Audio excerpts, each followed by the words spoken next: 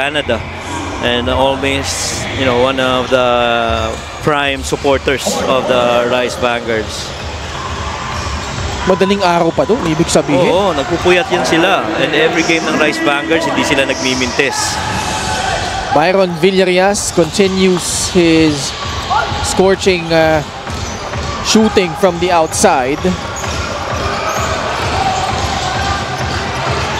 Quarter scoring natin, kita nyo naman kung gaano ka-dominante itong Nueva Ecija. 28-14, 32-18, 42-16.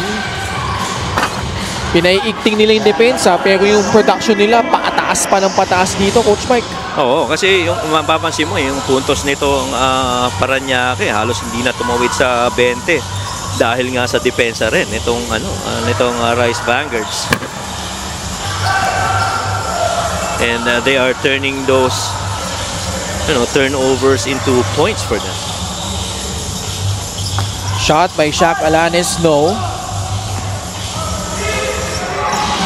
JV getting the pass back from Christian Manaytay. 47 pass break point already, Coach Mike. Yes, and the thing is, it's not really about purely on turnovers. It's also because of their efficient shot making, and every time they miss, it's the Rice Vanguards running. And this is classic example of that. They try and find opportunities for them to score in the open nang hindi pa nakaset up yung depensa.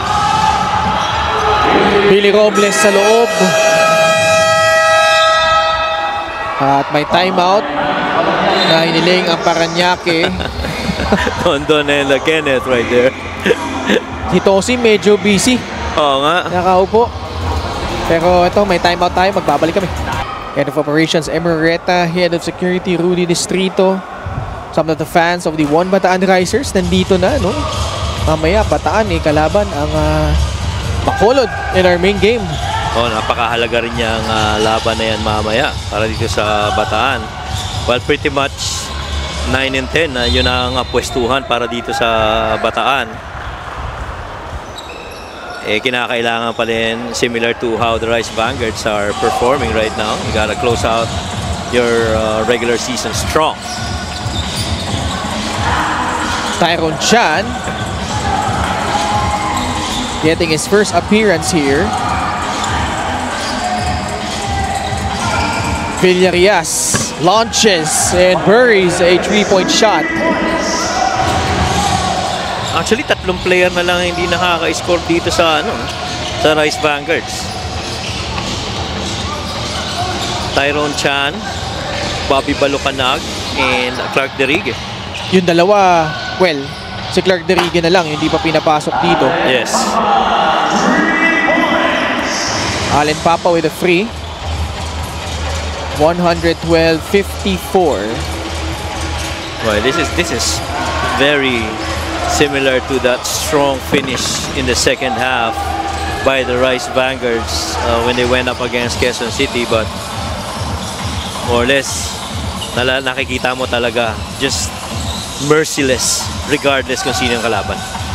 Wilson Baltasar airballs the free rather. 112-54.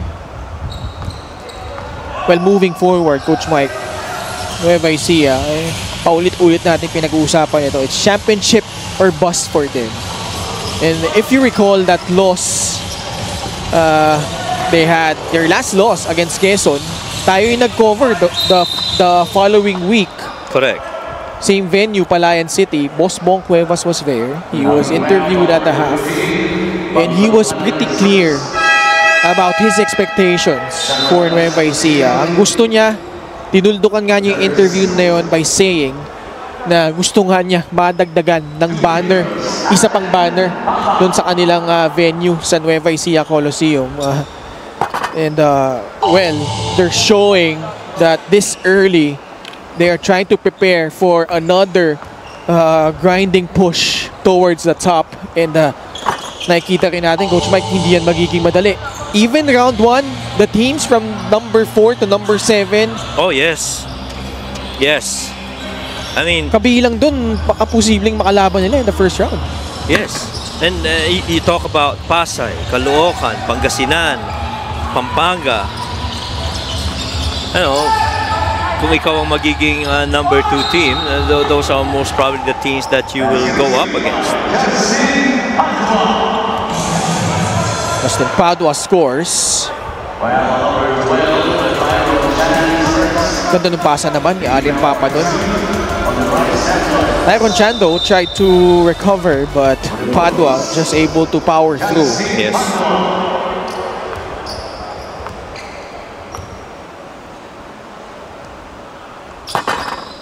Completes the 3-point play.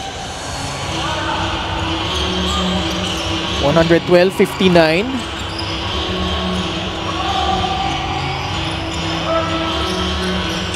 Bobby Baluhanag, tubong Lupao, Nueva Ecija, naipasa niya kay JV Sablay. Allen Papa, may tangan ng bola against JV Marcelino. Parañaque, well, looks like they will suffer another loss. But Shaq Alanes continues to score. He now has 22 points. Ganun-ganun lang. Making it look effortless. Bank shot. Former LPU Pirate Shaq Alanes, 23, 4, and 5. 50-point lead.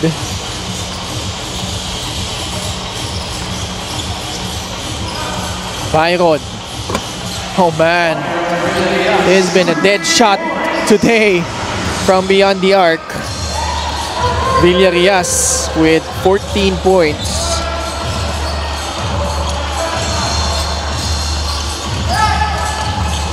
(115-62), approaching the halfway point of the fourth period. Lob attempt, Mintis. Shot by Shaq Alanes. It will bounce out. Byron Villarias. Susubok muli sa tres. Isa na naman. Galing kay Big Bang Toto. Oh, another steal. This is not how you would want to end a quarter or the game if you're the Patriots, but this is definitely how you want to end the game if you're the Rice Vanguards. A couple of clean threes from Byron Villarias. Pretty much all Nueva Ecija. And walang kakupas-kupas na Byron Villarias. At saka kabilaan yan. Kanina sa kaliwa, ito naman sa kanan. Parehong dalawang dilaw na nasa tapat niya, pero walang problema. Byron makes those couple of threes. Next game of Rizal, actually their lone remaining game, and that will be an important one on September 27 versus Rizal Centro Mall Golden Coolers. How do you see that matchup playing out, Coach Mike? Well, napaka-importante niyan. I mean, yung laban na yan with the Rizal team, I think could be an indicator of how that's actually the toughest team that they will go up against to end the season to end the regular season for Nueva Ecija. And so that game would, in my opinion, would really matter because that sends them off into the playoffs, which is a good start for the Rice Vanguards before they get into that important games post-season. Lagderigue makes good on the free throw, 124-62. Nueva Ecija pretty much doubling up the output of Parañaque. So si ano na lang, si Tyrone, si Kenneth. Well, si Kenneth is not playing, right? He's on street clothes. So it's, sila na lang. Sila na lang, si Bobby na lang, tsaka siya. Tsaka si Tyrone. Wilson Baltasar drains a free. 124-65.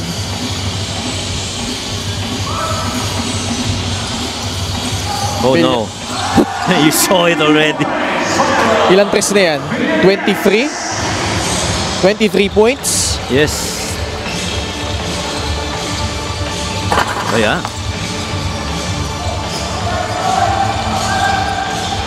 Pass inside.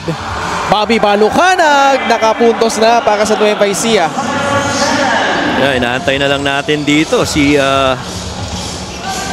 Sino na lang ba? si Tyrone na lang ba? Si Tyrone ba yung nakascore? Si Bobby? Hindi, si Bobby. Si Bobby. So si Tyrone na lang. Matulis yung tira ni Allen Papa. Under 3 minutes left. Ito na yung rim run ni Tyrone.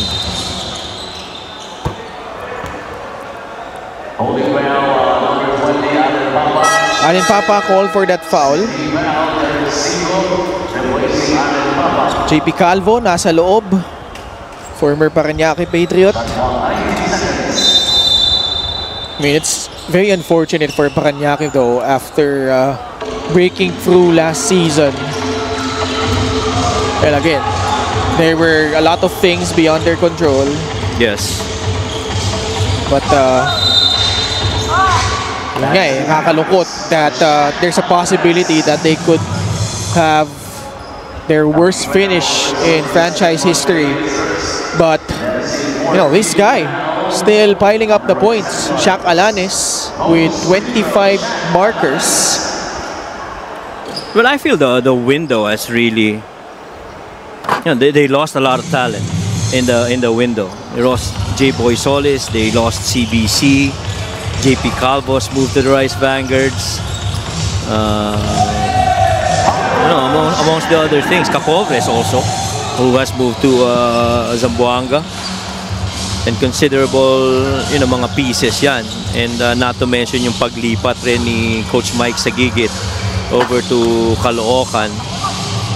And, you know, a lot of roster changes. At some point, the Patriots got coached by Stephen Mopera. Oh, Stephen Mopera. Coach Stephen was the one who handled it until, you know, the move over to Coach Melky. And Coach Melky Villanueva, having been a part of the coaching staff of the Quezon Huskers, I think a couple of years back, and really had to make do with, you know, the players that he had. He tried to bring in si Kent Giap and alongside to sila Shaq Alanes to help out in the roster for the Patriots, but it's just been a tough run latter part of the season para dito sa Patriots. Finally, all players have scored for Nueva Ecija. Tyrone Chan with a basket. All but the final score na lang ang hinihintay dito, 133-70. At saka mahalaga rin yan, yung lahat ng mga players is makapuntos. At least, you know, feel-good games, kailangan yan, especially by your bench players. Byron, Sablay, Tyrone Chan, short stab. It will roll out, but look at Bobby Balucanag climbed the ladder on that one. Those hops are still in those legs for Bobby. Actually, dalawa Superman dito eh, di ba?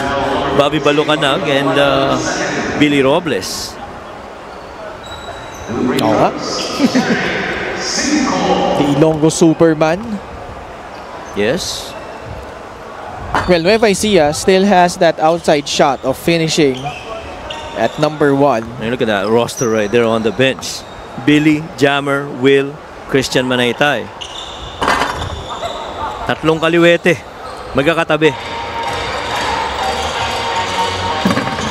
Christian's left-handed, right? Oh, kaliwete. Yung prospect kasi for the North Division teams is that if Abra finishes at number 1, they will have home court advantage for the rest of the playoffs.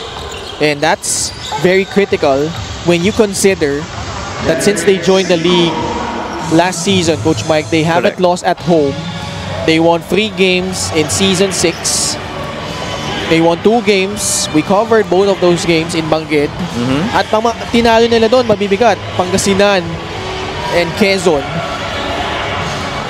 And yun yung kinakarap ng mga kupunan sa North kung gugustuhin nilang talunin ang Abra in a playoff series. Oo, correct.